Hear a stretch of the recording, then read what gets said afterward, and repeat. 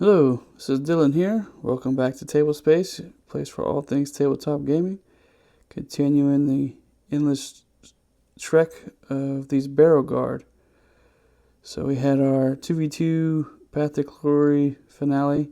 I'll try and post some pictures on the video for those of you that are watching. And well, it was pretty epic. I actually brought a 3D printed portal piece of terrain, and it's actually pretty cool. It's made from Black Scroll Games, I would think it's the name of it, and they make these.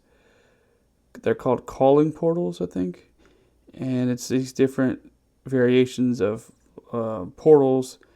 And what they do is they have a slot in them that you can put your phone inside, and on their website they have these different GIFs, looping videos that you can pick and choose what kind you want, and then you put your phone in the gate and it plays a little repeating loop over and over and over again. And it was pretty badass. Everyone that was playing and everyone watching was like, whoa, really blown away by it. And all of our Discord group really liked it too. So any of you who 3D print, check out Calling Portals, and I'll post some pictures and I'll put a link in the video and in the description so that you can go and buy some STL files and make some cool terrain. So the Graveguard did pretty well. We kind of stopped the game towards the end. We're not really sure who won exactly. It was kind of down to the wire. The objective of the battle plan we were playing was basically hold the center by the end of the game, and there were only 2 units left on either side. My entire force ended up getting wiped out by the end. I wiped out the Seraphon player, and the Fire Slayer player wiped me out. So it was just the Fire Slayers and the Flesh Eater Courts that were left, and each of them had 2 units all beat up. It was fun. It was definitely a awesome way to end the Path to Glory that we've been playing for a few months, probably half the year, I would think. So yeah, it's funny. One of those things about this game, it's so complicated. It's so long. Most of the times, I wanted to play something quick and easy and fast, just because I don't have all that time to get to the table. But man, playing a full on game of Age of Sigmar. Now, this wasn't a big 2,000 point game, but it was 2v2, and we each brought roughly 1,500 points worth of armies. It just got me fired up to want to play some more games. I'm looking forward to hopefully getting some time to get to the table and hit this off, because man, it was just so epic. And that's really the way I like to play. I'm not so much a fan of competitive, although some of the competitive rules for Age of Sigmar looks pretty cool. But I much more prefer the narrative way to play, and just making some cool battlefield to play on and having some kind of cool story as to why we're fighting and what we're fighting for. And yeah, it's pretty cool. So I think in this video I kind of wanted to talk about my experience as a commissioned painter and some of the things that go into it that you may not think on initial thought of taking on commission painting. So a little bit of background. Table Space, my business, isn't my first go around with commission work. The first time actually it's kind of an interesting story. So a friend of mine had wanted me to 3D print him a boss monster from RuneScape. I think the name of the monster was a Jag. It's like this red creature with 4 legs. It's got spikes on his back, yellow eyes. It's one of the harder bosses. I played RuneScape, but I don't know the ins and outs. I didn't get that far into the end game. But basically, it's one of the bosses you kill to get, I think, a lava cape or something. And anyway, I printed it for him. I charged him like $20 for the job. I printed it and I painted it. And he paid me the $20, and then he posted it online, I guess to Reddit. I'm not sure. and the post exploded. People were commenting that it was cool. People were asking where could they buy it, and so he decided to make an Etsy store page without consulting me, and made the page, and then came to me after and kind of showed me, the messages and everything. So we're like, all right, well, let's do this. And we posted it on Reddit that we were starting an Etsy page, and then anytime someone would comment where to buy it, we would send them a link to our Etsy store page. And even at one point, Jagex had posted us on like the main page of their website or something, as like the Jag monster, basically the picture that it was on the main page of their website, which we both thought was this insane. So we open up the Etsy store page, and we charge $30 a piece for those Jag models, printed and painted. And I mean, within 24 hours, we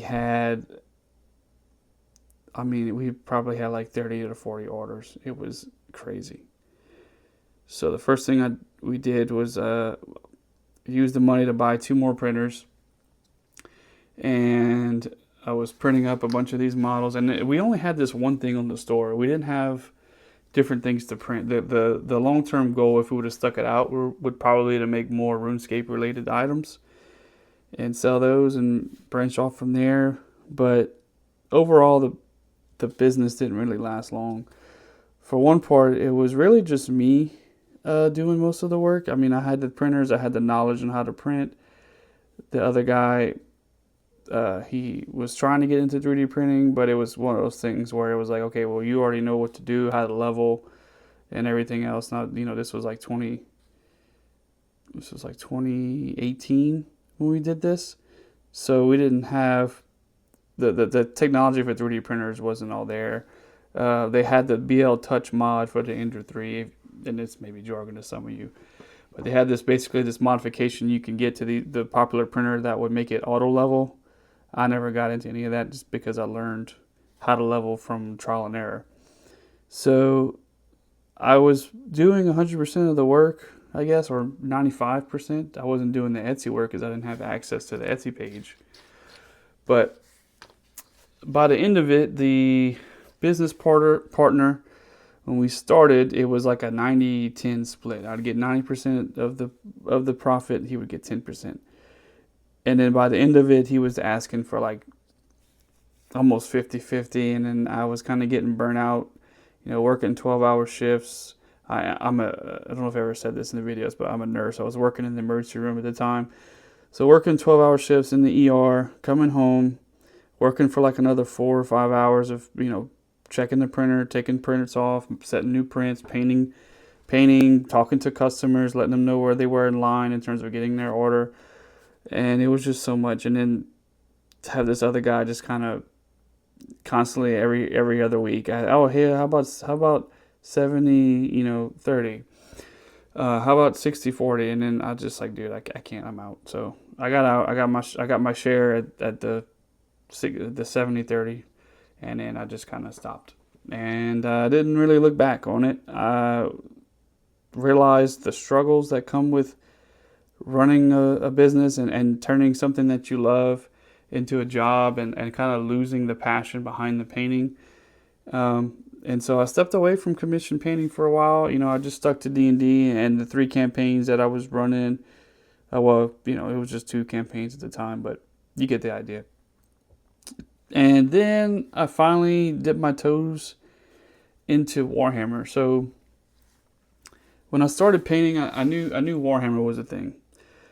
And this is just how I was as a person. I was like, those models look so highly detailed. All the pictures and stuff I see online are these crazy, beautiful paint jobs. There's no way I can get into this game until I'm able to paint something to that caliber. Now, that was my mindset, and I don't really think it was the right mindset. I mean, albeit I also didn't know anyone else that played at the time. I don't really know how big the scene for Warhammer was in my local area. Back then, I know there's people that have been playing for a long time around here nowadays, but it's definitely grown since then, for sure. There's like new people coming into the hobby almost every day in our local area. But anyway, I decided to not get into Warhammer until I felt as though my painting skill was up to whatever a certain level. And so I just kept painting D&D miniatures, kept learning how to 3D print, and just trying my best. And then eventually I got into Warhammer. I found the Discord we have like a shop agnostic Discord here. Found that, started talking to people, started making friends, and then eventually some people were asking like, "Hey, anyone have a 3D printer? I'm looking to get some stuff printed." And I'm like, "Oh well, yeah, look, I have a 3D printer. I can do that for you." And then after a few years, of doing that, I decided to, get back into commission work and going full-fledged with an LLC and all the stuff that goes with it. And I've been enjoying it. So I've definitely had a mindset shift this go around. The Warhammer, like I said, I enjoy playing it, but I don't have the time for it. But I do have the time to paint whenever my kids are sleeping and everything. So, as I've grown older, painting has meant more and more to me. So, it just seemed like a win-win.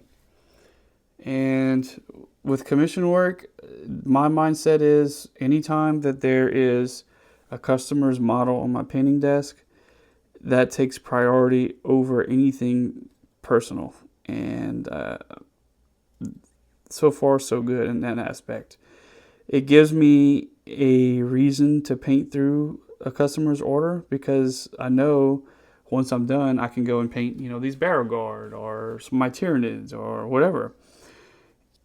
And so I kind of trick my brain into doing it that way. Now, it's not to say that it makes it easier. There's definitely some days where it's hard, where I really don't feel like working on a customer's order. But I just kind of learned over the years to kind of discipline myself and I guess in a way force myself to push through and get it done. And that's just kind of one thing you got to figure out if you want to start commission painting too. Figure out your workflow. Like I'm definitely someone who needs a deadline. If someone comes to me with a job and they want me to paint something and I'm like, oh, what kind of time frame? Is there a certain deadline you need to meet? Like how long are you willing to wait for this to be done?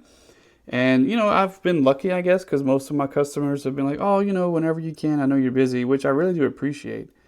But then I'll be quick to tell them like, no, like I'm really thankful you don't have a deadline, but can you please just throw out a date? Because if you don't give me anything to work with, I'm going to procrastinate and push it off. And I want to make sure I get your model to you as soon as I can and make sure not that I'm just not speeding through it, but that I get it to you in a timely manner and I meet all expectations. And so they'll give me a deadline. And do I meet it? I try to. I'd say I probably 90 for 95% success rate on that.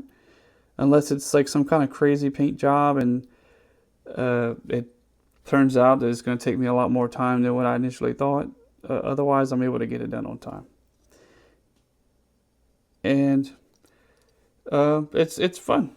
I don't know. Commission painting, I've yet to paint models for someone else that's playing like the same army or the same models that I have. So it's been fun in that aspect. I'm always painting something different. And, I kind of find it fun to be given certain like specifications on how they want the paint job done. And then I have to meet it. Don't necessarily use the same colors that they use. I personally don't use Citadel paints. I use mostly Pro Acryl or Vallejo or Army Painter. And I have fun just kind of guessing how these paint schemes are going to work and seeing what colors match up with what.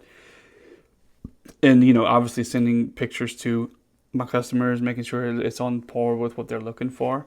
And so far, so good. I very much enjoy the feedback that I get from other people as well, as far as like how I can improve and different things like that.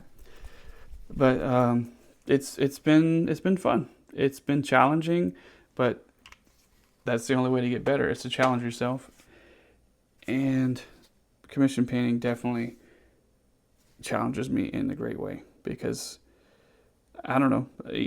Once when you own the model, you have a certain idea of how you want things to look. But painting for someone else who has a completely different idea and meeting that just makes me better because, hey, I wouldn't have thought of this paint scheme or what have you if it wasn't my model. So, yeah, it's cool. And back to what I said about my paint level being to a certain par. That was just me being ridiculous. If there's something out there that you want to paint, just go and paint it. Don't worry about how good or bad, quote unquote, you are at it. Just have fun and enjoy yourself. Because that's really the only way that you're going to get better. If you're just focused on the result or the end goal, you're just going to shut down and give up. And that's not fun. Because think about all the potential you could have if you put your mind to it and you just persevere and keep going. And if, painting isn't for everyone. One of the players we were playing with today was like, "Oh no, I cannot stand painting. I don't enjoy it at all." And that's fine. You don't have to enjoy it. Everyone, especially in Warhammer, there's so many different avenues of enjoyment. So, yeah, whatever you feel like you want to do, however you feel like you want to go, and go for it. So, I'm going to keep painting these barrel guard here. I'm getting closer and closer each day. All that's left is the belts, some of the weapons, and some little OSL effects on the shield. And these guys are going to be finished. So if you guys have anything else you'd like me to talk about, please leave a comment below. If you liked what you listened to here today, please go ahead and give me a like and subscribe. Or leave me a comment. Let me know what you thought. And if there is... let's see. If there's anything else you'd like me to talk about, please leave a comment and give me some topics. I'm looking forward to what you guys have to say. So, without further ado, have a great week. We'll see you guys soon. Take care.